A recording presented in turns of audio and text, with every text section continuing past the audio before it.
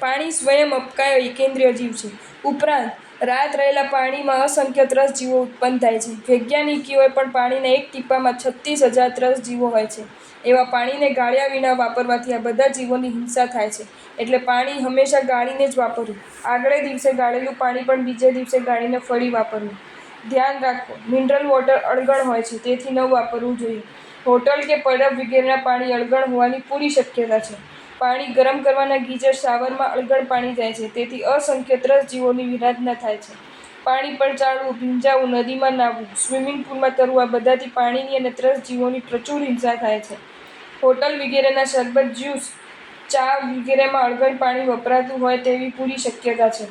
ગાળેલા પાણીનો વપરાશ પણ માપસર અને કોમળતાપૂર્વક કરવો જોઈએ. પાણીનો વેડફાટ, બેફામ વપરાશ, ખુલ્લા નળમાંથી ધોધ પાડવા વગેરેમાં ખૂબ વિરાધના થાય છે. પાણી શી રીતે ગાળશો? જાડા સુતરાઈ કાપડથી ગાળવું જોઈએ. કપડામાં જે જીવો રહે તેને શંખારો કહેવાય. તેને સૂકવવા નહીં, તેના પર ધીરેથી ગાળેલા પાણીની ધાર કરવી. તેને પાણીના મૂળ સ્થાનમાં જ ધીરેથી નાખી દેવા જોઈએ. નળની કોથળીનો ઉપયોગ ઉચિત નથી, કારણ કે તે સૂકાઈ જતાં શંખારાના જીવો પાણી વિના મરી જાય છે. છતાં તે સિવાય કોઈ વિકલ્પ ન જ હોય તો શંખારાની યોગ્ય જૈના કરવી જોઈએ. પાણીના દરેક જીવનું શરીર જો સરસવ જેટલું હોય તો એક ટીપાના જીવો 1,00,000 યોજન 32 કરોડ માઇલ પહોળા જંબુદ્વીપમાં સમાઈ ન શકે એટલા જીવો હોય છે. અળગણ પાણીનું એક ટીપું વાપરવાથી નગરને બાળવાનું પાપ લાગે તેવું લૌકિક શાસ્ત્રમાં કહ્યું છે. પાણીમાં રહેલા જીવોને ગાળીને બચાવવાથી મળીને દેવ થયેલા તે જીવોએ બચાવનારને રાજા બનાવ્યો તેવું દ્રષ્ટાંત શાસ્ત્રોમાં છે.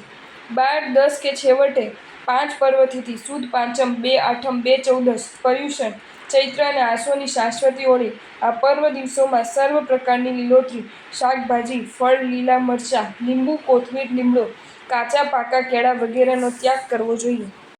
જો તમને આ વિડીયો ગમ્યો હોય તો આ વિડીયોને લાઇક કરો અને શેર કરો અને આવા જ નવા વિડીયો જોવા માટે જૈન ફેક્ટ્સ એન્ડ સ્ટોરીઝની ચેનલને સબસ્ક્રાઇબ કરો. ધન્યવાદ.